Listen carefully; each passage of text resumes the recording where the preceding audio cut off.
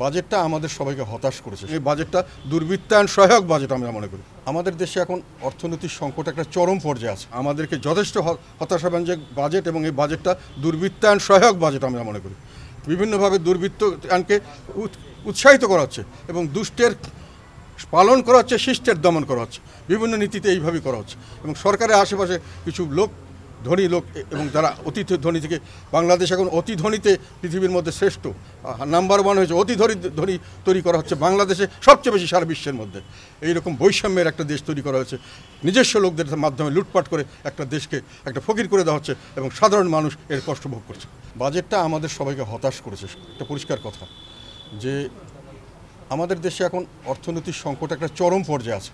স্বাধীনতার পরে কোনো সময় এরকম অর্থনৈতিক সংকট আমাদের হয়েছে বলে আমার ব্যক্তিগতভাবে ধারণা নেই এবং এই সংকটের সিংহভাগটাই তৈরি করেছে বর্তমান সরকার।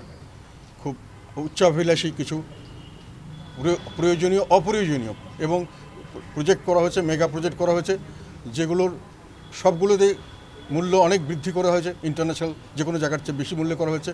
যে সময় করার কথা তার চেয়ে অনেক দীর্ঘ সময় ধরে করা হয়েছে। এগুলোতে বিরাট একটা অপচয় হয়েছে বলে আমরা বিভিন্ন তরফ থেকে আমরা অভিযোগ পাই। সেই পরিস্থিতিতে যে সারা বিশ্বে যখন কিছুটা হলো অর্থনৈতিক মন্দা, সেখানে আমাদের এখানে আরও চরম আকার ধারণ করেছে। সারা বিশ্ব কিন্তু তাদের মন্দা যে কোনোভাবেই ট্যাকেল করার জন্য চেষ্টা করছে এবং আমরা দেখছি যে অনেকটা তারা সমর্থ হয়েছে। তাদের আমাদের দেশে এখন মূল্যস্ফীতি একটা বড় সমস্যা। জিনিসপত্রের দাম হু হু করে বাড়ছে। সাধারণ লোক সেটার সঙ্গে কুলিয়ে উঠতে পারছে না। জীবনযাত্রা মানুষের দিনকে দিন মধ্যবিত্ত, এমনকি শুধু দরিদ্র নয়, নিম্নবিত্ত মধ্যবিত্তরা পর্যন্ত আজকাল সংসার চালাতে হিমশিম খাচ্ছেন। আমরা দেখছি যে সরকার কতগুলি এই ওএমএসের চাল দিচ্ছেন, কোনোখানে টিসিবির কার্ড দিচ্ছেন, কি দিচ্ছেন, সেখানে লম্বা লাইন। সামান্য যতক্ষণ থাকে সেখানে কিন্তু বিনা পয়সা দেওয়া হচ্ছে না। পয়সা দিয়ে কেনার জন্য মধ্যবিত্ত মানুষরা মুখ লুকিয়ে যাচ্ছেন। সেই এই মূল্যস্ফীতির ব্যাপারে এনারা যেটা বলছেন, আমি যেটা পরে বলছি, এটা একেবারেই মূল্যস্ফীতিকে আর উস্কে দেওয়ার ব্যবস্থা করেছেন। তারা ট্যাক্স বাড়িয়ে দিয়েছেন। 70,000 কোটি টাকা বেশি ট্যাক্স আদায় করবেন বলছেন এটা।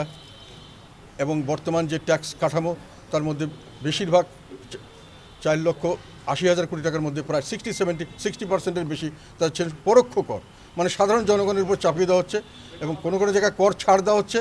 আমরা দেখেছি এই কর ছাড়ের সুফল ব্যবসায়ীরা পায়, ভোক্তারা পায় না। আর কোনো কোনো জায়গায় আমাদেরকে ট্যাক্স বাড়িয়ে দেওয়া হচ্ছে। এটা 100%-এর বেশি, 200% জনগণের ঘাড়ের উপর চেপে বসে। সরকার যতটুকু বাড়াক তার চেয়ে বেশি বিজনেসম্যানরা বাড়িয়ে দেয়। এখানে দ্রব্যমূল্য নিয়ন্ত্রণের কোনো ব্যবস্থা আমরা দেখছি না। সরকার বলছেন আমরা সংকুচিত অর্থ সরবরাহ বা মুদ্রানীতি নেব, তাতে করে মানুষের ডিমান্ড কমে যাবে ইত্যাদি। যেখানে মার্কেট, সেটা ইউরোপ আমেরিকাতে হতে পারে, যেখানে মার্কেট ফ্রি, আমাদের দেশে মার্কেট কন্ট্রোল করে সিন্ডিকেট। আমরা পরিষ্কারভাবে বুঝতে পারছি যে সিন্ডিকেট যে মূল্য নির্ধারণ করে দিবে এবং তারা সরবরাহ যেহেতু তারা কন্ট্রোল করবে, সেখানে এই মুদ্রা সংকোচন নীতি কোনো কাজে আসবে না। এবং আরেকটা হলো চাঁদাবাজি, ঘাটে ঘাটে চাঁদাবাজি, এবং যার জন্য যে মুদ্রাস্ফীতি হবে, উৎপাদন খরচ বা ইম্পোর্টেড খরচ যদি বেশি হয় এবং তারপরে যদি সিন্ডিকেটরা এই সরবরাহ কন্ট্রোল করে, তাহলে জনগণ এর সুফল কোনো সময় পাবে না। সাধারণভাবে যে মূল্যস্ফীতি বাড়তেই থাকবে, জনগণের ঘাড়ে বোঝা চলতেই থাকবে। আমরা মনে করেছিলাম যে এই ব্যাপারে সরকার এবার অন্ততপক্ষে নো ট্যাক্স ইনক্রিমেন্ট এইটুকু একটা ডিক্লারেশন দিয়ে খরচ কমিয়ে যে কোনোভাবে এইটাকে উদ্ধার করার চেষ্টা করবেন এবং আয় বাড়িয়ে যে ট্যাক্স আছে তার মধ্যে অনেক দুর্নীতির মাধ্যমে চলে যাচ্ছে। আয়কর যেটা সরাসরি ট্যাক্স, সেগুলোতে বেশিরভাগই ফাঁকিবাজি হচ্ছে। বড় বড় বিজনেসম্যান যারা হাজার হাজার কোটি টাকার মালিক, তারা হাজার হাজার টাকা পর্যন্ত ট্যাক্স দিতে চাচ্ছেন না। সেগুলো দিকে দিয়ে ট্যাক্স আদায় করার একটা নেওয়া উচিত ছিল। আমরা সেই উদ্যোগ এখানে দেখছি না। এবং তারা এই ট্যাক্স আদায় করতে না পারলে যেটা হবে সেটা হলো, যদি আদায় না করে এবং মানুষের জনগণের উপরে আবার তারা হয়তো সম্পূর্ণ খরচটা তারা দিচ্ছে, কিন্তু ঘাটতি বাজেট এবং সেটা ব্যাংকের থেকে বড় অঙ্কের একটা লোন নিয়ে দিচ্ছে।